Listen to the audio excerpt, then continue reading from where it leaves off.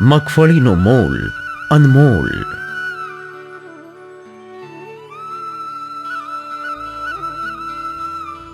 અંગ્રેજી નામ groundnut, Latin નામ એરેચિસ હાઇપોજિયા, ગુજરાતી નામ મગફળી, માંડવી, ભોંયશીંગ, ભૂતળી. કુળ લેગ્યુમિનેસી, ઉપકુળ પેપિલિયોનેસી.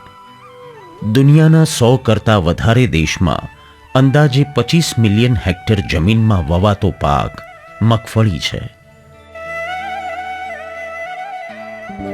ભારત, ચીન, America, Senegal, Indonesia, Nigeria, Argentina અને બ્રાઝિલ મગફળીનું વાવેતર કરતા અગત્યના દેશો છે. ભારતમાં મગફળીનું અંદાજિત વાવેતર લગભગ 70 લાખ હેક્ટર અને ઉત્પાદન 80 લાખ ટન થાય છે. 1992 સુધી ભારત મગફળીના ઉત્પાદનમાં પ્રથમ રાષ્ટ્ર હતું, પરંતુ ત્યારબાદ ચીન પ્રથમ નંબરે આવે છે. ભૂતકાળમાં સુધારેલી અને વધુ ઉત્પાદન આપતી જાતો અને રાસાયણિક ખાતરના વધુ વપરાશને કારણે આપણે મગફળીનું ઉત્પાદન અને ઉત્પાદકતા વધારી શક્યા હતા, પરંતુ આ વૃદ્ધિદર જાળવવામાં આપણે સફળ રહ્યા નથી. એટલું જ નહીં, પરંતુ મગફળીના ઉત્પાદન અને ઉત્પાદકતામાં વર્ષોવર્ષ મોટો તફાવત પણ જોવા મળેલ છે. મગફળી એ ગુજરાતનો રોકડીયો પાક છે. રાજ્યમાં અંદાજે 18 થી 20 લાખ હેક્ટર વિસ્તારમાં ચોમાસુ મગફળીનું વાવેતર થાય છે. રાજ્યમાં અંદાજિત 25 લાખ ટન મગફળીનું ઉત્પાદન થાય છે.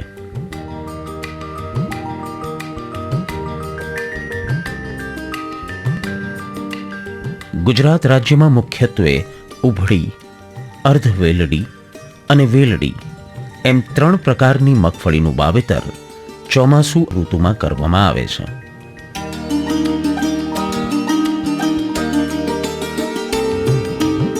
ચોમાસુ મગફળીનું વાવેતર સૌરાષ્ટ્ર વિસ્તારમાં આકાશીયા ખેતી તરીકે વધારે થાય છે, ત્યારે મગફળીના મોલને વૈજ્ઞાનિક સમજ સાથે યોગ્ય માવજત દ્વારા અનમોલ બનાવી તેનું જતન કરવું જરૂરી છે. મગફળીના પાકની અગત્યતા. છોડ નાનો હોવાથી અન્ય બીજા કેટલાય પાકો સાથે મિશ્ર પાક કે આંતરપાક તરીકે વાવી વધુ પાકોનું ઉત્પાદન લઈ શકાય. મગફળી એ આમ તો ઓઇલસીડ અથવા તેલીબિયાનો પાક છે, પરંતુ જેમ કઠોળ વર્ગના પાકની અંદર મૂળની અંદર ગંડિકાઓ થાય છે, એ જ પ્રકારના ગંડિકાઓ મગફળીના પાકમાં પણ જોવા મળે છે, જેથી મગફળીને લેગ્યુમિનેસી વર્ગનો પાક ગણી શકાય.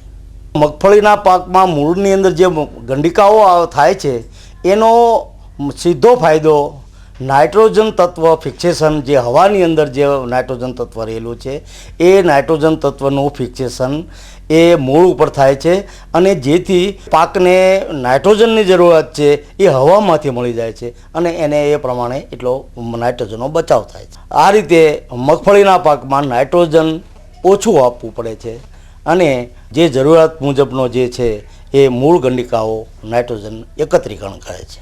વેલડી પ્રકારની મગફળીની જાત જમીન પર પથરાઈ જતી હોય, સૂકા અને અર્ધ સૂકા વિસ્તારમાં ઢાળવાળા ખેતરોની જમીનનું ધોવાણ અટકાવે છે, તેમજ પાણીને વહી જતું રોકે છે. વધારે વરસાદ કે વાવાઝોડામાં અન્ય પાકોની માફક મગફળીનો છોડ ઢળી પડતો નથી. ધાન્ય પાકો સામે ફેરબદલી કરવાથી જમીનની ફળદ્રુપતા જાળવવા સાથે ઉત્પાદન વધી શકે. એકને એક જગ્યાએ મગફળી વરોવેર વાવે તો પાક ઓછો આવે છે અને ફેરવી તો પાક વધુ આવે છે. જમીનની પસંદગી. મગફળીના પાકને મધ્યમ કાળી અને ગોરાડું જમીન વધુ માફક આવે છે. આ ઉપરાંત સારી ફળદ્રુપતા ધરાવતી રેતાળ ગોરાડું જમીનમાં પણ મગફળીનો પાક સારી રીતે લઈ શકાય છે. ખેડૂતોએ જો મગફળી વાવવી હોય તો એને કાળી અને ચીકાશવાળી જમીન કોઈ દી પસંદ ન કરવી જોઈએ. ગોરાડું, રેતાળ અને મધ્યમ જમીન પસંદ કરવી જોઈએ, જેથી એની અંદર ઉત્પાદન પૂરું મળે અને મોટું ઉત્પાદન મળે, SBS-માં નિકાલ થાય એવો સિંગદાણો મળે. જમીનની પ્રાથમિક તૈયારી. ખેતરમાંથી આગલા પાકના જડિયા મૂળિયા વીણી લઈ હળની ખેડ કરી રાપ મારી સમાર વડે સપાટ અને પાસાદાર જમીન બનાવ્યા પછી જરૂરી અંતરે ચાસ કાઢી મગફળીનું વાવેતર કરવું. મારો અનુભવ છે કે ઉનાળે ઊંડી ખેડ કરવાથી જમીન તપી જાય છે અને કોશેટો બહાર આવે છે. એનાથી રોગ જીવાતમાં ફાયદો થાય છે અને ઉત્પાદન પણ સારું મળે છે. જમીનની માવજત. જમીનને તૈયાર કરતી વખતે માવજત આપવાથી વિશેષ ફાયદો મેળવી શકાય છે. જે જમીનમાં ધૈણ જેવી જીવાતોનો ઉપદ્રવ થતો હોય ત્યાં ફોરેટ 10G દાણાદાર દવા હેક્ટર દીઠ 20 કિલોગ્રામ મુજબ ચાસમાં આપવી. હેક્ટરે 10 ટન દેશી ગળતિયું ખાતર અથવા 1 ટન દિવેલાનો ખોળ જમીન તૈયાર કરતી વખતે ચાસમાં આપવો. ક્ષારવાળી જમીન કે જ્યાં સેલિનિટી કે સોડિસિટીના પ્રશ્નો હોય ત્યાં જમીનની સ્થિતિ પ્રમાણે જીપ્સમ 500 થી 700 કિલો પ્રતિ હેક્ટરે આપવું. જસતની ઉણપવાળી જમીનમાં 2 થી 3 વર્ષે એક વખત 25 કિલોગ્રામ મુજબ ઝીંક સલ્ફેટ ચાસમાં આપવું. ચાસમાં ટાંશ ભરવાથી ઉત્પાદન વધે છે. એકર દીઠ 10 ટન ટાંશ ઉમેરવાથી મગફળી ખેંચતી વખતે માટી આવતી નથી તેમજ જમીનમાં ડોડવા તૂટવાનું પ્રમાણ ઓછું રહે છે. મગફળીનો પાક લીધા પછી જો લીલો પડવાશ કરવામાં આવે તો સેન્દ્રિય પદાર્થમાં સારો ઉમેરો થાય છે. તેનાથી જમીનની પ્રત ઘણી જ સુધરે છે. એટલે મગફળીનું સારું ઉત્પાદન લેવા માટે જમીનની તૈયારી કરવી જરૂરી છે, પણ કેવી રીતે કરવી ને એ ખાસ મહત્વનું છે. જો સારું ઉત્પાદન લેવું હોય તો યોગ્ય માત્રામાં ખેડ કરી અને આગલા મોલના જડિયા મૂળિયા વીણીને નાશ કરી અને યોગ્ય જમીન જ બનાવવાની છે. બહુ ઊંડું ખેડ કરશો તો પણ નુકસાની છે અને હાવ ખેડ નહીં કરો તો પણ નુકસાની છે. માટે મીડિયમ જમીનની ખેડ કરી અને વાવેતર કરશો તો લાભદાયક જમીન તૈયાર થાય. મગફળીનો પ્રકાર. મગફળીના મુખ્ય 3 પ્રકાર છે: ઉભળી મગફળી, વેલડી મગફળી, અર્ધ વેલડી મગફળી. જાતની પસંદગી. ભારેથી મધ્યમ કાળી જમીન હોય તો વેલડી મગફળી, મધ્યમ કાળી જમીન હોય તો અર્ધ વેલડી અને ગોરાડુથી રેતાળ જમીન હોય તો ઉભળી મગફળી વાવેતર માટે પસંદ કરવી જોઈએ. તેમજ જ્યાં ભારે વરસાદ પડતો હોય ત્યાં વેલડી મગફળી, મધ્યમસરનો વરસાદ પડતો હોય ત્યાં અર્ધ વેલડી અને ઓછો વરસાદ પડતો હોય ત્યાં ઉભળી મગફળી વાવેતર માટે પસંદ કરવી જોઈએ. આમ જાતની પસંદગીનો આધાર જમીન, વરસાદ અને મગફળીના પ્રકાર ઉપર અવલંબિત હોય આ તબક્કે ખાસ કાળજી રાખવી જરૂરી છે. મગફળીમાં સામાન્ય રીતે 3 પ્રકારની જાતો આવેલી હોય છે: વેલડી પ્રકારની, અર્ધ વેલડી પ્રકારની અને ઉભળી પ્રકારની, જે વરસાદના પ્રમાણ અને વિસ્તાર પ્રમાણે વાવેતર કરવા માટે ભલામણ કરવામાં આવે છે. ઉભળી મગફળી J11, GG2, GG5, GG7.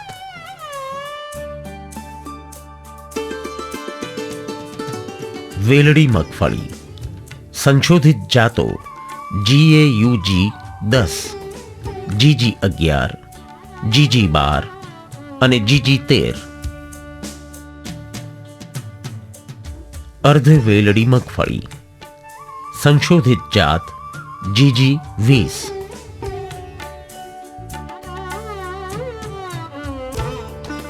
મુખ્ય તેલીબિયા સંશોધન કેન્દ્ર ખાતેથી તાજેતરમાં GJG9 નામની ઉભળી મગફળી વિકસાવવામાં આવેલી છે, જે ચોમાસુ ઋતુ માટે ભલામણ કરવામાં આવેલી છે, જેમનું ઉત્પાદન છેલ્લામાં છેલ્લી જાત GG7 કરતાં 15% વધારે ઉત્પાદન આપે છે. જેથી ચોમાસુ ઋતુમાં આ મગફળીનું જાતનું વાવેતર કરવામાં આવે તો ખેડૂતોને આર્થિક ફાયદો થાય છે.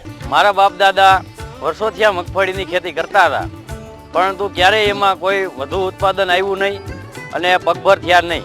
એટલે મેં જ્યારથી મગફળી વાવેતરની શરૂઆત કરી ત્યારથી સૌ પ્રથમ તો મગફળીની યોગ્ય જાતની પસંદગી કરવા માટે મેં ખેડૂત તાલીમ કેન્દ્રની અંદર તાલીમ લીધી, ત્યારબાદ યોગ્ય સાહેબોનું માર્ગદર્શન લીધું અને ત્યારબાદ મગફળીની યોગ્ય જાતની પસંદગી કરી અને મગફળીનું વાવેતર કર્યું. તો વર્ષોથી જે મગફળીનું વાવેતર થતું હતું એના કરતાં બમણું ઉત્પાદન કહી શકાય એવું ઉત્પાદન મળ્યું અને યોગ્ય રીતે જમીનનું પૃથ્થકરણ કરાવી યોગ્ય પ્રમાણમાં અને ઓછા ખર્ચની અંદર જેમ વધુ મગફળીનું ઉત્પાદન થાય અને ટૂંકા ટાઈમમાં મગફળી પાકે એવી જાત પસંદ કરી અને વાવેતર કર્યું તો વધુ લાભ મળ્યો.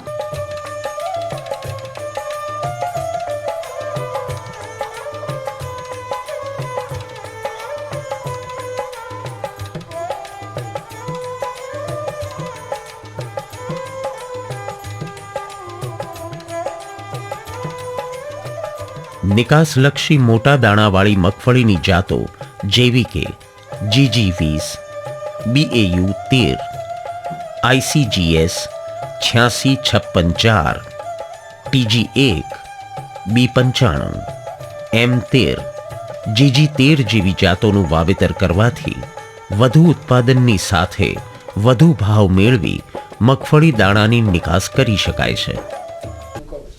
હાલમાં તેલીબિયા સંશોધન ખાતે નિકાસલક્ષી મગફળીની GJG HPS 1 નામની જાત વિકસાવવામાં આવેલી છે, જેમનું ઉત્પાદન ખૂબ જ સારું છે, દાણાનો ઉતારો સારો છે, તેલના પર્સન્ટ 50% છે. નિકાસલક્ષી મગફળીના જે નેશનલ ચેક છે તેમના કરતાં 28% વધારે ઉત્પાદન આપે છે. બીજ માવજત.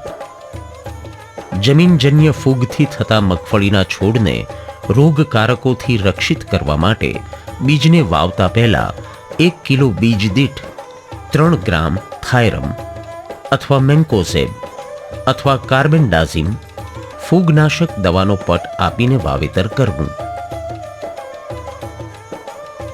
બીજ માવજત આપવા માટે સીડ ડ્રેસર ડ્રમનો ઉપયોગ કરવો.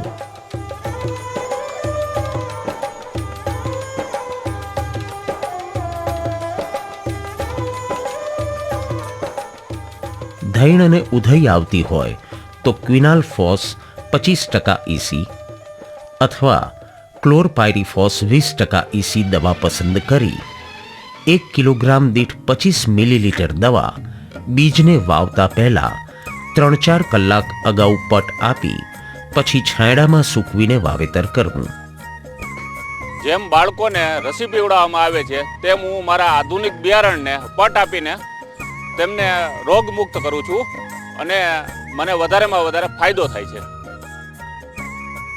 રાઇઝોબિયમ કલ્ચરની માવજત માટે 10 ગ્રામ ગોળની રસી લઈ તેમાં પાણી તથા રાઇઝોબિયમ કલ્ચરનું 500 ગ્રામનું પેકેટ ભેળવી 1 લીટર દ્રાવણ તૈયાર કરી 100 કિલો બીજને પ્લાસ્ટિકના કપડા ઉપર પાથરી બનાવેલ દ્રાવણ સરખી રીતે દાણા સાથે મિશ્ર કરી છાંયડામાં સૂકવ્યા બાદ જ વાવેતર માટે ઉપયોગમાં લેવું.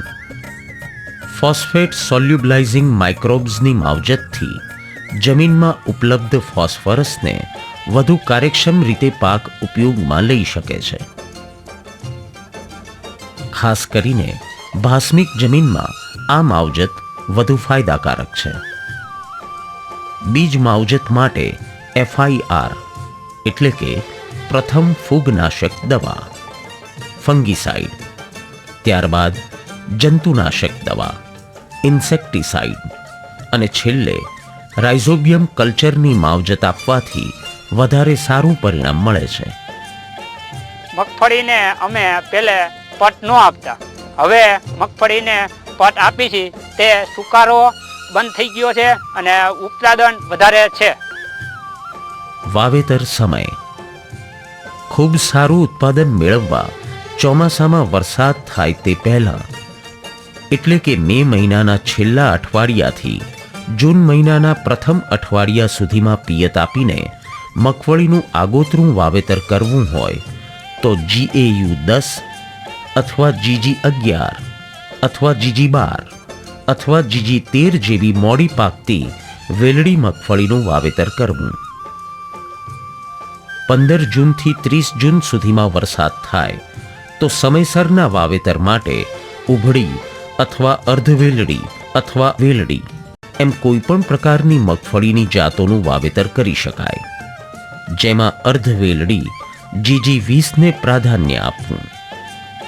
જુલાઈ માસમાં મોડો વરસાદ થાય તો વહેલી પાકતી GG2 અથવા GG5 અથવા GG7 જેવી ઉભળી જાતોનું વાવેતર કરી શકાય. મગફળીના દાણાનું 20 કિલોગ્રામ પેકિંગ તેમજ ડોડવા 30 કિલોગ્રામના પેકિંગમાં વેચાણ થાય છે. મગફળીના ડોડવાની ખરીદી વખતે પ્રમાણિત અને સરકાર માન્ય બીજની જ ખરીદી કરવી. મગફળીના પાકમાં એક વાવણી બહુ અગત્યની વસ્તુ છે. ખરેખર જો ટાઈમસર વાવણી થાય તો જ આપણે સારું ઉત્પાદન મેળવી શકીએ છીએ. બિયારણ દર અને વાવણી અંતર. એકમ વિસ્તાર દીઠ જરૂરી છોડ સંખ્યા જાળવવા માટે જાતવાર નક્કી થયેલ અંતર મુજબ બીજનો દર રાખવો. સામાન્ય રીતે હેક્ટર દીઠ ઉભળી મગફળી માટે 2.22 લાખ, અર્ધ વેલડી માટે 1.66 લાખ અને વેલડી માટે 0.89 લાખ છોડ સંખ્યા પ્રતિ હેક્ટરે હોવી જરૂરી છે. જે માટે દર્શાવેલ અંતર અને બિયારણ દર રાખવામાં આવે તો ખેતરમાં છોડ સંખ્યા યોગ્ય મળી રહે છે. જમીનમાં 5-6 ઇંચ જેટલો તરેહ અને યોગ્ય વરાપ જોઈ માપસર 2 ઇંચની ઊંડાઈએ વાવણી કર્યા પછી બીજને ઢાંકી દબાવી દીધા હોય તો બીજનું અંકુરણ જલ્દી અને પૂરતી ટકાવારીમાં મળે છે.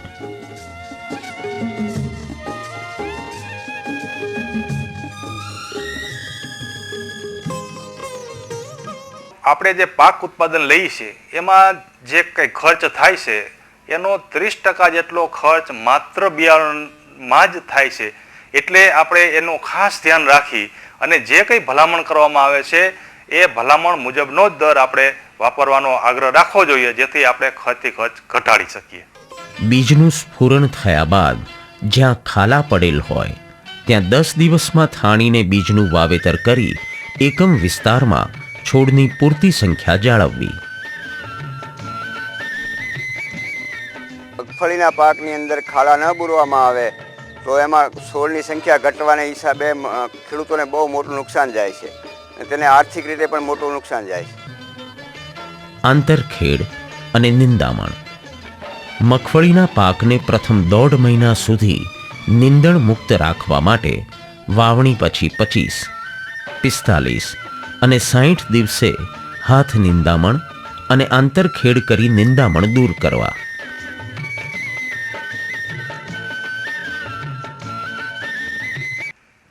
આંતરખેડ જે ભલામણ પ્રમાણે આપણે કર્યા બાદ ઘણી વખત ખેડૂતો વધારે આંતરખેડ કરતા હોય છે. હવે આ આંતરખેડ કરવાથી મગફળીની અંદર જે સૂયા બેઠા હોય એ સૂયાને નુકસાની પહોંચે છે અને જે ડોડવાનો વિકાસ થયો હોય એની અંદર પણ આડઅસર ઊભી થાય છે. એટલે સમયે આવીએ આંતરખેડ છે એ આપણે બંધ કરીને નુકસાની અટકાવી શકાય છે. મગફળીમાં નિંદામણ હોવાથી નુકસાની થાય, નિંદામણ સમયસર કરી લેવાનું. અમે મગફળીમાં હાથી હકવાથી અમારે લાભ બહુ થાય છે. જમીન પોષી થાય એટલે વરસાદ થાય એટલે પાણીનો સંગ્રહ થાય છે, એથી અમારે સિંગમાં લાભ બહુ થાય છે. ને નાની સિંગ હોય તે અમે હાથી વધુ હાંકીએ છીએ, મોટી હોય તે ઓછી હાંકીએ છીએ, એના પૂયા ઉસકી જવાને ઓલેથી ઓછી હાંકીએ છીએ ને હાથી હાંકવાથી બહુ લાભ થાય.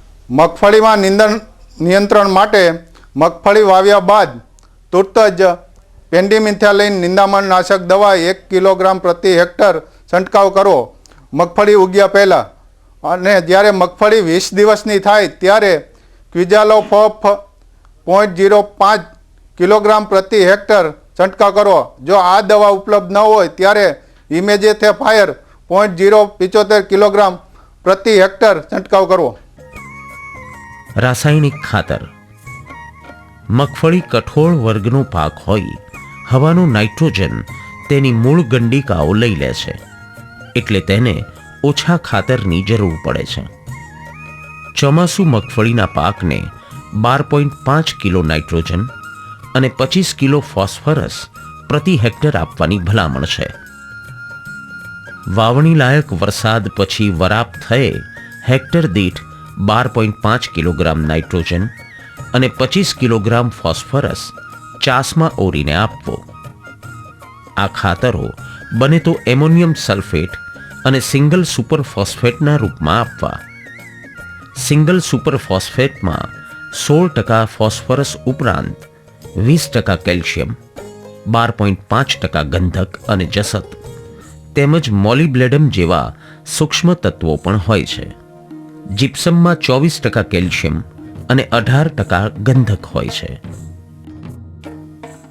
જીપ્સમ પાકમાં ફૂલ અવસ્થાએ થડ નજીક આપવાથી સૂયા ડોડવાનો વિકાસ સારો થાય છે અને દાણામાં તેલની ટકાવારીનું પ્રમાણ વધે છે. મગફળીને હેક્ટરે 12.5 કિલો નાઇટ્રોજન અને 25 કિલો ફોસ્ફરસ આપવાની ભલામણ રહે છે. હવે એ નાઇટ્રોજનની પૂર્તિ આપણે કરવી હોય તો યુરિયા વાપરી શકો અને એમોનિયમ સલ્ફેટ પણ વાપરી શકાય. આ ઉપરાંત આપણે ફોસ્ફરસની પૂર્તિ કરવા માટે ડીએપી અને સિંગલ સુપર ફોસ્ફેટનો ઉપયોગ કરી શકાય છે. પરંતુ નાઇટ્રોજનની જે જરૂરિયાત છે એને સપ્રમાણસર આપવા માટે અને એની ધીમેથી અસર મળે અને વાનસ્પતિક વૃદ્ધિનો ઉપર આપણે નિયંત્રણ લાવી શકીએ એ માટે એમોનિયમ સલ્ફેટનો ઉપયોગ સારી રીતે આપણે કરી શકીએ છીએ. આ ઉપરાંત જે ફોસ્ફરસ છે એ ફોસ્ફરસ આપણે સિંગલ સુપર ફોસ્ફેટથી જો આપીએ તો એમાં જે બીજા તત્વો છે કેલ્શિયમ અને સલ્ફર એનો પણ ઉમેરો કરી અને આપણે ખાતરનો મહત્તમ ઉપયોગ કરી શકીએ છીએ. રાસાયણિક ખાતરોનો કાર્યક્ષમ ઉપયોગ કરવા અને સૂક્ષ્મ તત્વોની જરૂરિયાત જાણવા જમીનનો નમૂનો જમીન ચકાસણી પ્રયોગશાળામાં મોકલી ભલામણ મુજબ જ ખાતર આપવા. મગફળીના પાકમાં ઘણીવાર લોહ તત્વની ઉણપને લીધે વાવેતર પછી 1 મહિનામાં ફૂલ આવવાના થાય ત્યારે છોડ પીળા પડવા માંડે છે, જેને નિવારવા માટે 10 લીટર પાણીમાં 100 ગ્રામ ફેરસ સલ્ફેટ અને 10 ગ્રામ લીંબુના ફૂલનું દ્રાવણ બનાવી પીળા પડેલ છોડ ઉપર છંટકાવ કરવાથી તેનું નિયંત્રણ કરી શકાય છે. પિયત. ચોમાસા દરમિયાન વરસાદ પૂરતો હોય અને તેની સપ્રમાણ વહેંચણી થયેલી હોય તો મગફળી પાકને પૂરક પિયત આપવાની જરૂર રહેતી નથી. પરંતુ ફૂલ આવવા, સૂયા બેસવા અને ડોડવામાં દાણાના વિકાસ થવાની અવસ્થાએ વરસાદ ન હોય અને જમીનમાં ભેજની ખેંચ જણાય તો કટોકટીની અવસ્થાએ પૂરક પિયત આપવાથી સારું ઉત્પાદન મેળવી શકાય છે. માંડવીને પાણી પેલા ઓછું જોઈએ અને પાણી વધી ગયું ને આગળથી માંડવીને એટલે પાક નિષ્ફળ ગયો એનો.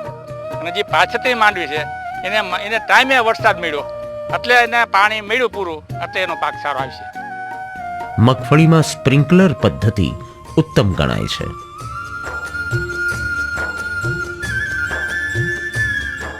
ટપક પદ્ધતિથી પિયત આપવાથી 21% વધુ ઉત્પાદન મળે છે. તદુપરાંત પાણીનો 20% બચાવ પણ થાય છે. ટીપે ટીપે પાણી પડવાને કારણે જમીન પોચી રહે છે, ભરભરી રહે છે. એના કારણે પાક લીલોછમ રહે છે. ફ્લડ ઇરિગેશનમાં જે 3જા દિવસે મગફળી લંગાય છે એને બદલે આમાં 6ઠા દિવસે અને 7મા દિવસે મગફળી લંગાય. આંતરપાક. મગફળી એ સૂકી ખેતી અને તે પણ અનિયમિત વરસાદવાળા વાતાવરણમાં થતો પાક છે. તેથી એકલો પાક લેવાથી મોટું નુકસાન થવાનો સંભવ રહે છે. એટલે આંતર કે રિલે પાક પદ્ધતિ અપનાવવી. ઉભળી મગફળી અને દિવેલા અથવા તુવેર 3:1 આંતરપાક તરીકે વાવવી. શંકર કપાસ 180 સેન્ટીમીટરના અંતરે વાવેતર કરી વચ્ચે ઉભળી મગફળીની 2 હાર કરવી. મગફળીની વેલડી જાતનું 90 સેન્ટીમીટરના અંતરે વાવેતર કરી વચ્ચે સૂર્યમુખીની 1 હાર કરવી. શંકર દિવેલા 120 સેન્ટીમીટરના અંતરે વાવેતર કરી વચ્ચે મગફળીની હાર વાવવી. આડી મગફળીના ઊભા પાકમાં છેલ્લી આંતરખેડ પછી તુવેરની મધ્ય મોડી પાકતી જાત BDN2 મગફળીના 2 ચાસ વચ્ચે રિલે પાક તરીકે વાવેતર કરવાથી મગફળીના પાકમાં ઉત્પાદનનો ઘટાડો થયા વગર વધારાનું ઉત્પાદન મેળવી શકાય છે. મગફળીનો પાક એ જમીન ઉપર પથરાતો પાક હોવાથી જ્યારે વરસાદની વધારે ઝડપ હોય ત્યારે આપણા જમીનના કણોને બાંધી રાખે છે, જમીનનું ધોવાણ અટકાવે છે અને વધારે પાણી જમીનની અંદર ઉતરે એવું વાતાવરણ ઊભું કરે છે. એ નીચો રહેતો પાક હોવાથી કોઈ પણ પાકની અંદર આંતરપાક તરીકે આપણે લઈ શકાય. એ વહેલો પાકતો પાક હોવાથી આસમાની સુલતાની વખતે, કોઈ હવા કવા કે વરસાદની વધઘટ વખતે એ મગફળીનો પાક છે એ વચ્ચેની એક એવી ઉપજ આપી દે કે આપણને એમાં એ પાક નિષ્ફળ જવાની બીક જ ન રહે. વચ્ચેનો એક પૂરક કમાણી આપણને આપી દે એવો આ પાક છે. સંકલિત જીવાત નિયંત્રણ વ્યવસ્થા મોલો. આ જીવાત ભૂખરી, કાળા પોચા શરીરવાળી અને લંબગોળ હોય છે. મોલોનો ઉપદ્રવ મગફળીના પાકમાં સામાન્ય રીતે જુલાઈ ઓગસ્ટ મહિનામાં, જ્યારે વાદળછાયું વાતાવરણ હોય ત્યારે જ થાય છે અને લગભગ 15 થી 20 દિવસ તેનો ઉપદ્રવ રહે છે. તડતડિયા. લીલી પોપટી તરીકે ઓળખાતા તડતડિયા આછા લીલા રંગના ફાચર આકારના હોય છે અને પાન ઉપર લાક્ષણિક ઢબે ત્રાંસા ચાલે છે. આ જીવાતનો ઉપદ્રવ ચોમાસામાં ઓગસ્ટથી શરૂ થઈ ઓક્ટોબર માસમાં વધુ હોય છે. થ્રિપ્સ. આ જીવાત નાની, નાજુક, શંકુ આકારની, ફિક્કા પીળા રંગની અને કાળી પાંખોવાળી હોય છે. પાનકથીરી. આ જીવાત નરી આંખે ન જોઈ શકાય તેવી બારીક, લંબગોળ તેમજ 4 જોડી પગવાળી લાલ રંગની હોય છે. ચૂસિયા પ્રકારની જીવાતોના નિયંત્રણ માટેના પગલાં. ચોમાસુ મગફળીમાં તડતડિયાના અસરકારક નિયંત્રણ માટે જૂન માસના મધ્યમાં વહેલી વાવણી કરવાની ભલામણ છે. મોલોમશીના નિયંત્રણ માટે દાળિયા બહુ જ ઉપયોગી મિત્ર કીટક છે. તે મોલોના ભક્ષક છે. આથી મગફળી સાથે મકાઈનો મિશ્ર પાક વાવવાથી દાળિયાને અનુકૂળ વાતાવરણ મળે છે. લીંબોળીના બીજનું 5% દ્રાવણ અથવા લીમડાયુક્ત દવાનો છંટકાવ કરવાથી વિશેષ લાભ થાય છે. શોષક પ્રકારની જંતુનાશક દવાઓ જેવી કે ડાયમિથિયોએટ 35 મિલીલીટર અથવા મિથાઇલ ઓડિમેટોન 20 મિલીલીટર અથવા મોનોક્રોટોફોસ 30 મિલીલીટર અથવા ઇમિડાક્લોપ્રીડ 7 મિલીલીટર, એસિટામિપ્રીડ 4 ગ્રામ અથવા થાઇક્લોપ્રીડ 5 મિલીલીટર અથવા થાઇમિથોક્ઝામ 5 ગ્રામ અથવા ટ્રાઇઝોફોસ 35 મિલીલીટર દવા પ્રતિ 15 લીટર પાણી એટલે કે એક પંપમાં કોઈપણ એક દવા ઉમેરી તૈયાર થયેલ પ્રવાહી મિશ્રણનો છંટકાવ છોડ ઉપર બારીક રીતે કરવો. જરૂર જણાય તો 10 થી 12 દિવસ બાદ બીજો છંટકાવ કરવો. મગફળીમાં દવા ઓછી નહીં છાંટવાની કે વધુ નહીં છાંટવાની, માપસરની છાંટવાની. કુદરતી પરભક્ષી દાળિયા કે ક્રાઇસોપાની વસ્તી જો ખેતરમાં વધુ જણાય તો જંતુનાશક દવા છાંટવાનું મુલતવી રાખવું અથવા છંટકાવ કરવો નહીં. લીલી ઈયળ હેલિયોથિસ. ઈયળ રંગમાં લીલી હોય છે અને ઘણીવાર રંગ બદલતી પણ જોવા મળે છે. મગફળીના પાકમાં જીવાતની ઈયળો કુમળા પાન અને નાની ડૂંખો ખાય છે. ચોમાસુ મગફળીમાં જીવાતનો ઉપદ્રવ સપ્ટેમ્બર માસમાં શરૂ થાય છે અને પાકની કાપણી સુધી રહે છે. મગફળીના પાન ખાનાર ઈયળ લશ્કરી ઈયળ. શરીરના ઉપરની બાજુએ, માથા આગળ તેમજ પાછળના ભાગમાં ત્રિકોણાકાર કાળા ટપકાથી ઈયળો તુરત જ ઓળખી શકાય છે.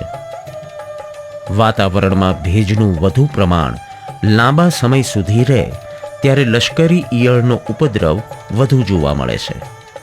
જીવાતની શરૂઆતની અવસ્થાની ઈયળો પાનનો લીલો ભાગ અને કુમળા પાન ખાય છે, જ્યારે મોટી ઈયળો નસો સિવાયનો પાનનો ભાગ ખાઈ છોડને ઝાંખરા જેવો કરી નાખે છે. ઈયળોના નિયંત્રણ માટેના પગલાં. નર ફૂદાને પકડવા માટે ફેરોમેન ટ્રેપ મૂકવા. પુખ્ત જીવાતોના અસરકારક નિયંત્રણ માટે પ્રકાશ પિંજરને છોડથી 1.5 ફૂટ ઊંચે ગોઠવવા.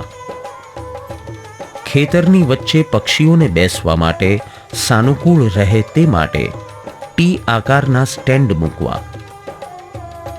એનપીવી દ્વારા રોગિષ્ટ થયેલ 250 ઈયળોનું શુદ્ધ દ્રાવણ પ્રતિ હેક્ટર દીઠ દર 5 દિવસે 4 વખત છંટકાવ કરવાથી ઉપદ્રવ નિયંત્રણમાં રહેશે. ટ્રાઇકોગ્રામા ચિલોનિસ અને ટ્રાઇકોગ્રામા એકિયા પરજીવી ભમરીઓના કાર્ડ પાકમાં મૂકવા. ક્રાયસોપાને અનુકૂળ વાતાવરણ પૂરું પાડી જરૂરિયાત મુજબ ક્રાયસોપા ખેતરમાં છોડવા. પાકમાં જીવાત પડે ત્યારે ખેતરમાં અરણીના પાન અને થોરના પાન છૂટા છવાયા નાખવામાં આવે છે, જેથી કાતરા આ પાનને ખાઈને મરી જાય છે.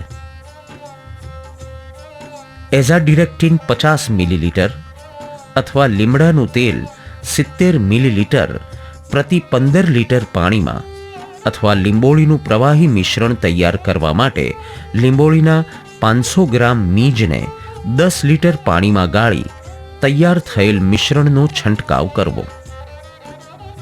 એન્ડોસલ્ફાન 40 મિલીલીટર અથવા કાર્બારિલ 40 ગ્રામ અથવા મિથોમાઇલ 20 મિલીલીટર અથવા ક્લોરપાયરીફોસ 40 મિલીલીટર અથવા ડાયક્લોરવોશ 15 મિલીલીટર અથવા થાયોડીકાર્બ 20 ગ્રામ અથવા મોનોક્રોટોફોસ 30 મિલીલીટર અથવા ક્વિનાલફોસ 35 મિલીલીટર અથવા ઇન્ડોક્ઝાકાર્બ 15 મિલીલીટર પ્રતિ 15 લીટર પાણીમાં કોઈ પણ એક દવા ઉમેરી પ્રવાહી મિશ્રણનો છંટકાવ છોડ પૂરેપૂરો ભીંજાય તે રીતે કરવો.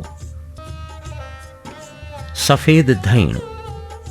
આ કીટકની ઈયળ સફેદ રંગની અને બદામી માથાવાળી હોય છે. શરૂઆતમાં ઈયળ મગફળીના બારીક મૂળ ખાય છે, ત્યારબાદ તેના મુખ્ય મૂળને ખાઈને નુકસાન કરે છે. ઈયળ મૂળને ખાઈ જતી હોવાથી છોડ સુકાવા લાગે છે. ઈયળ ચાસમાં આગળ વધીને એક છોડથી બીજા છોડના મૂળ ખાવાનું ચાલુ કરી લાઇનસર મગફળી સૂકવી નાખે છે, જેથી ખેતરમાં ઊભો પાક સુકાઈ જાય છે. નિયંત્રણ. ધૈણના ઢાલિયા કીટકો રાત્રિના સમયે પ્રકાશના તરફ આકર્ષાતા હોવાથી ઉપદ્રવિત વિસ્તારમાં પ્રકાશ પિંજર ગોઠવી તેમાં આકર્ષાતા પુખ્ત ઢાલિયા કીટકોનો નાશ કરવો જોઈએ. ખેતરની ચારે બાજુ આવેલા બાવળ, બોરડી, સરગવો, લીમડો વગેરે ઝાડ ઉપર બધા પાન સારી રીતે છંટાય તે પ્રમાણે કાર્બારિલ 0.2% પ્રવાહી મિશ્રણનો છંટકાવ કરવો.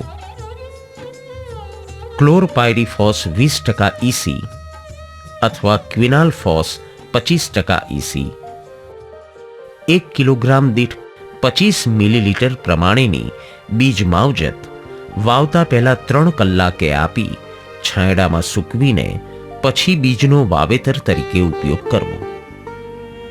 ઊભા પાકમાં ક્વિનાલફોસ 25 ઇસી અથવા ક્લોરપાયરીફોસ 20 ઇસી હેક્ટરે 4 લીટર પ્રમાણે પિયત પાણી સાથે ટીપે ટીપે આપવી.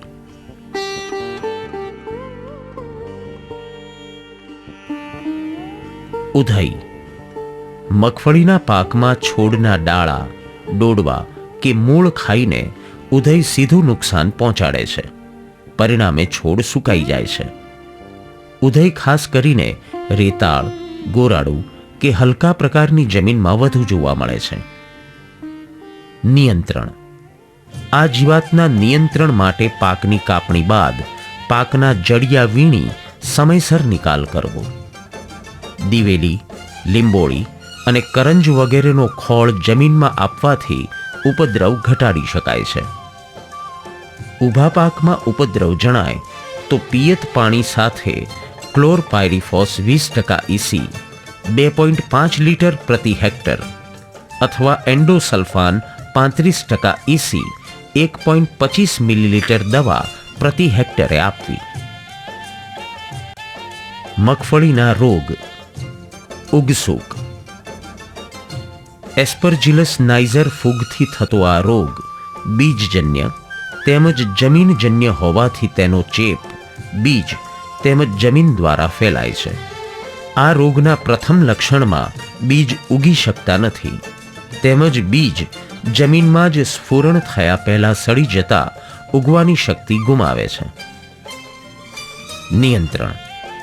બીજને વાવતા પહેલા 1 કિલો દીઠ 3 થી 4 ગ્રામ ફૂગનાશક દવા જેવી કે મેન્કોઝેબ અથવા કેપ્ટાન અથવા થાયરમ કે ટેબુકોનેઝોલનો પટ આપી વાવેતર કરવું. પાનના ટપકા. પાનના ટપકા 2 તબક્કે જુદા જુદા સમયે પાન ઉપર દેખાય છે અને બંને જુદી જુદી પ્રકારની ફૂગથી થાય છે. વહેલા લાગતા પાનના ટપકા સર્કોસ્પોરા એરેચિડિકોલા નામની ફૂગથી થાય છે. પાક વાવ્યા પછી લગભગ 30 દિવસે આ ટપકા જોવા મળે છે. પાનની ઉપરની સપાટીએ ગોળ કે અનિયમિત આકારના ભૂખરા ટપકા જોવા મળે છે. ટપકા ફરતે પીળી કિનારી હોય છે. મોડા લાગતા પાનના ટપકા સર્કોસ્પોરા પર્સોનાટા નામની ફૂગથી થાય છે. આ ટપકા પાકની 40 દિવસ પછીની અવસ્થાએ જોવા મળે છે. આવા ટપકાઓ નિયમિત ગોળ વર્તુળાકારે તેમજ પાનની નીચેની સપાટીએ ઘેરા કથ્થઈ કાળા રંગના હોય છે. મોડા લાગતા પાનના ટપકાથી મગફળીમાં વધારે નુકસાન થાય છે. નિયંત્રણ.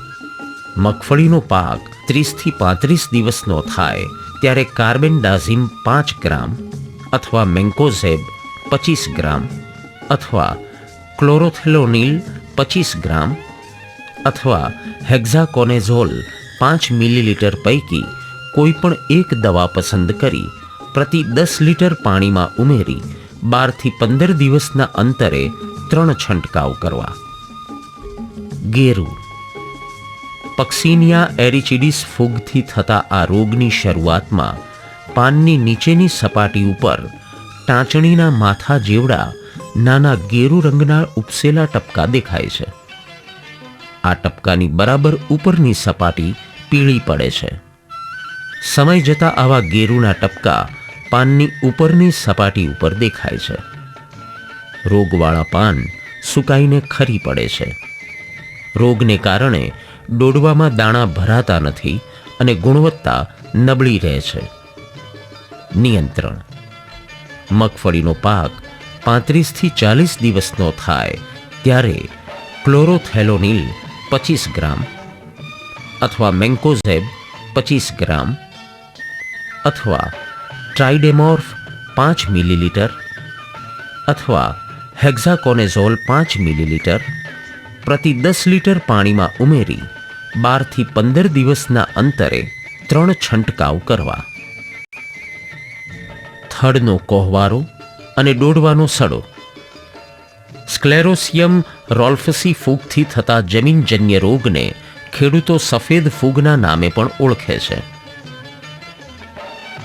આ રોગમાં જમીન લગોલગ થડ ઉપર આછા ભૂખરા રંગના ધાબા અને સફેદ ફૂગના તાંતણા જોવા મળે છે.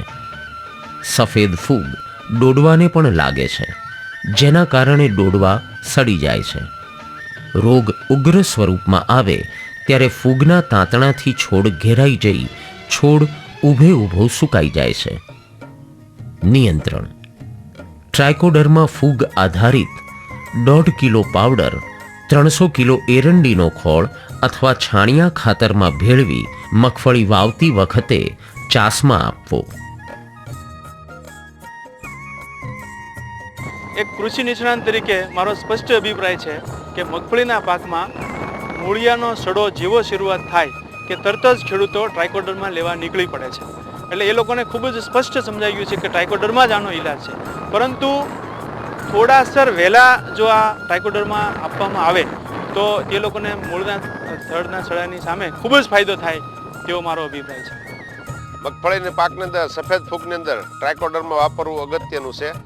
તે ભેજવાળા વાતાવરણની અંદર જ નાખવાનું જરૂરી છે. તે સૂર્યપ્રકાશવાળા વાતાવરણ અંદર એ વસ્તુ ઉપયોગ થતી નથી. ભેજવાળા વાતાવરણ અંદર તે જેમ બને તેમ વધારે વિકસિત થાય છે અને ફૂગ માટે સારામાં સારું કામ કરે છે. મગફળીમાં આવતી સફેદ ફૂગના નિયંત્રણ માટે ટ્રાયકોડર્મા વિરિડીથી ખૂબ જ ફાયદો થાય છે અને વધારેમાં વધારે આપણે સફેદ ફૂગના નિયંત્રણ માટે એનાથી ફાયદો મેળવી શકીએ છીએ. અફલારૂટ ખેતરમાં ડોડવા પાકવાની અવસ્થામાં હોય ત્યારે તેમજ બીજ ભેજવાળા હોય તો સંગ્રહ દરમિયાન એસ્પરજિલસ ફ્લેવસ ફૂગ બીજમાં દાખલ થઈ જાય છે. પરિણામે દાણામાં અફલાટોક્સિન ઝેર પેદા થાય છે. આવા બીજ વાવતા અફલારૂટ રોગ થાય છે. નિયંત્રણ: આંતરખેડ અને નિંદામણ કરતી વખતે તેમજ મગફળી ઉપાડતી વખતે ડોડવાને ઈજા ન થાય તેની સાવચેતી રાખવી. મગફળીના ડોડવા અને દાણામાં 8% ઓછો ભેજ રહે તે મુજબ સૂકવીને ભેજમુક્ત જગ્યાએ સંગ્રહ કરવો. અગ્રકલિકાનો સુકારો. આ રોગ વિષાણુથી થાય છે. શરૂઆતમાં અગ્રકલિકા પીળી પડીને સુકાવા લાગે છે. પાછળથી છોડના કુમળા પાન અને કક્ષકલિકાઓ પીળી પડીને સુકાવા લાગે છે. છોડના પાનમાં વિકૃતિ જોવા મળે છે. ઉગ્ર અવસ્થામાં આખો છોડ સુકાઈ જાય છે. નિયંત્રણ: આ રોગના વિષાણુઓ થ્રિપ્સ જીવાત મારફતે ફેલાતા હોવાથી ભલામણ કરેલ શોષક પ્રકારની કીટનાશક દવાઓનો શરૂઆતથી જ જરૂર મુજબ છંટકાવ કરવો. સંકલિત રોગ નિયંત્રણ વ્યવસ્થા. મગફળીના બીજ ફોલીને ભેજવાળી જગ્યાએ રાખવા નહીં. સારી ગુણવત્તાવાળા અને નુકસાન વિનાના બીજ વાવેતરના ઉપયોગમાં લેવા. વાવણી વખતે ઈજા પામેલા અને ફૂગવાળા દાણા અલગ કાઢી તંદુરસ્ત બિયારણ વાવણી માટે વાપરવું. બીજને વાવતા પહેલા 1 કિલો દીઠ 3 થી 4 ગ્રામ ફૂગનાશક દવા જેવી કે મેન્કોઝેબ અથવા કેપ્ટાન અથવા થાયરમ કે ટેબુકોનેઝોલનો પટ આપીને વાવેતર કરવું. આંતરખેડ વખતે છોડને નુકસાન ન થાય તે ખાસ જોવું. રોગિષ્ટ છોડના અવશેષો વીણીને બાળીને તેનો નાશ કરવો. ચોમાસું પાક લીધા પછી મગફળીના અરોડા છોડનો નાશ કરવો. મગફળી ઉપાડી લીધા બાદ તેને તાત્કાલિક સૂર્ય તાપમાં સૂકવી ભેજ રહિત જગ્યાએ સંગ્રહ કરવો. ઉનાળુ મગફળીની કાપણી અને ચોમાસુ મગફળી વાવણી વચ્ચેનું અંતર ઓછામાં ઓછું 35 દિવસ રહે તે રીતે વાવેતર કરવું. સંપૂર્ણ સડી ગયેલા સેન્દ્રિય ખાતર વાપરવા. મગફળીની કાપણી. પરિપક્વ અવસ્થાએ યોગ્ય ચકાસણી કર્યા બાદ જ મગફળીની કાપણી કરવી. મગફળીને ઉપાડીને જોતા છોડમાં કુલ ડોડવાના 75% ડોડવા ભરાયેલા જોવા મળે. ડાળખાનો રંગ પીળાશ પડતો દેખાય. પાંદડા પાકટ થાય. ડોડવામાં ભેજનું પ્રમાણ 40 થી 60% જેટલું હોય. ડોડવાને ફોલીને જોતા ફોફાની અંદરની બાજુ આછા કાળા રંગની લીટીઓ જોવા મળે. મગફળી 2 આંગળી વચ્ચે દબાવતા તિરાડ ન પડવી જોઈએ. દાણો લાલાશ પડતો હોય અને તેને ભાંગતા દૂધ ન દેખાય. સાવચેતી. કાપણી કરવામાં મોડું કરવાથી જમીન સુકાઈ જતાં ડોડવા વધુ તૂટશે અને ઉતારો ઓછો મળશે અને દાણા ડોડવાની ગુણવત્તા ખરાબ થશે. જ્યારે કાપણી વહેલી કરવાથી દાણા અપરિપક્વ અને ચીમળાયેલા મળવાથી ઉત્પાદન અને ગુણવત્તા બંને ઘટે છે. આથી પરિપક્વતાની ખાતરી કર્યા બાદ જ જમીનમાં પૂરતો ભેજ હોય ત્યારે ઉભળી જાતોને હાથથી ઉપાડવી. જ્યારે વેલડી જાતોને કરબ કે રાંપ ચલાવી ત્યારબાદ ઉપાડવી.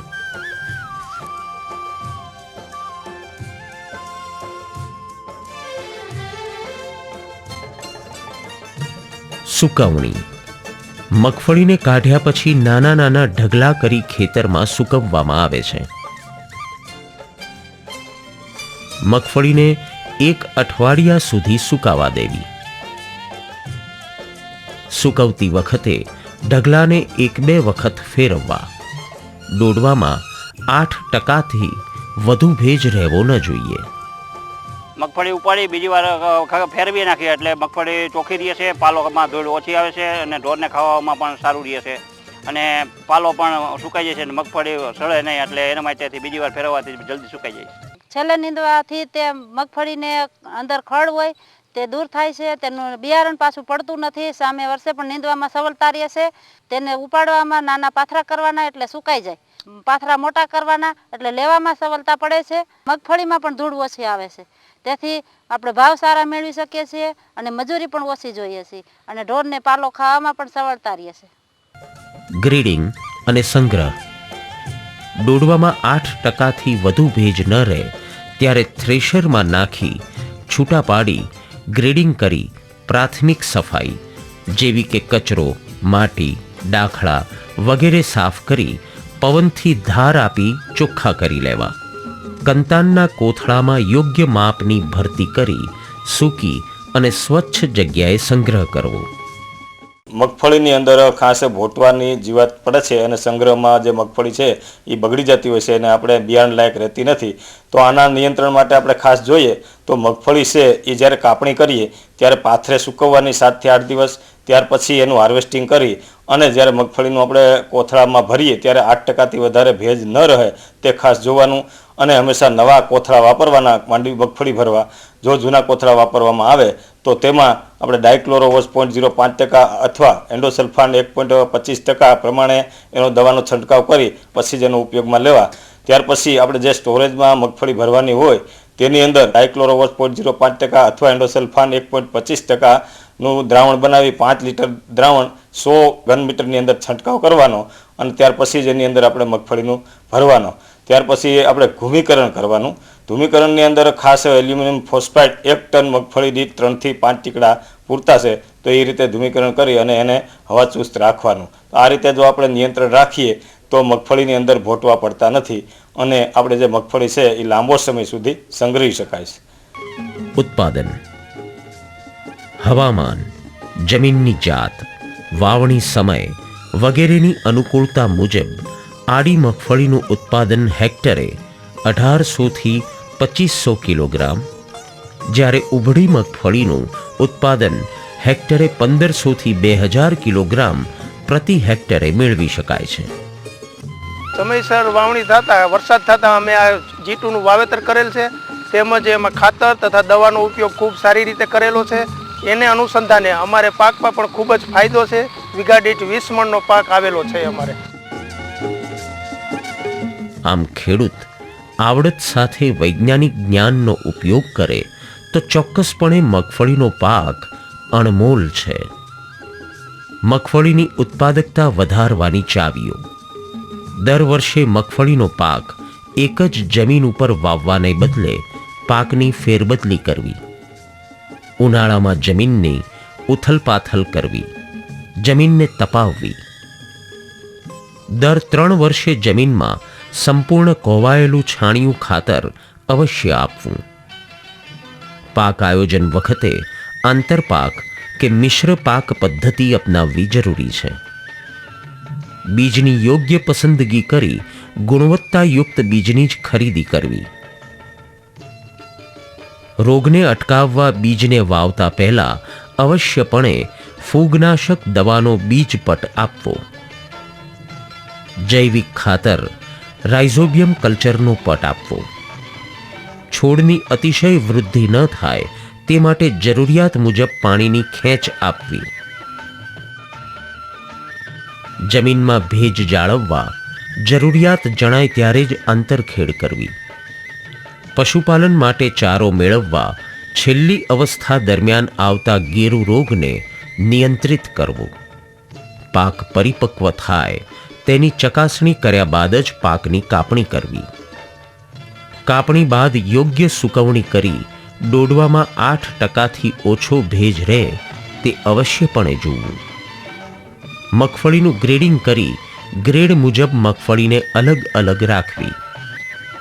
બીજ માટે જે મગફળીની પસંદગી કરવામાં આવે તે પહેલી ધારની અથવા પહેલા ગ્રેડની હોવી જરૂરી છે. મગફળીનો સંગ્રહ જૂના કોથળામાં કરતા પહેલા તેને 100% જંતુમુક્ત કર્યા બાદ જ કોથળામાં મગફળી ભરવી. વધારે લાંબો સમય મગફળી સંઘરવાની હોય ત્યારે તેને ભોટવા જીવાતથી અચૂકપણે બચાવવી. મગફળીનું વેચાણ વચેટિયાઓ દ્વારા નહીં કરતા સરકાર માન્ય સંસ્થાઓ મારફતે જ કરવું.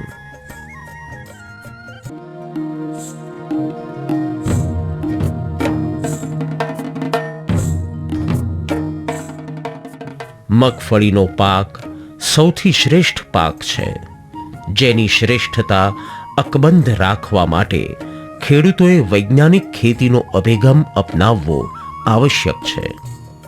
ચાલો આપણે સૌ સાથે મળી મગફળીના મોલને અનમોલ બનાવીએ.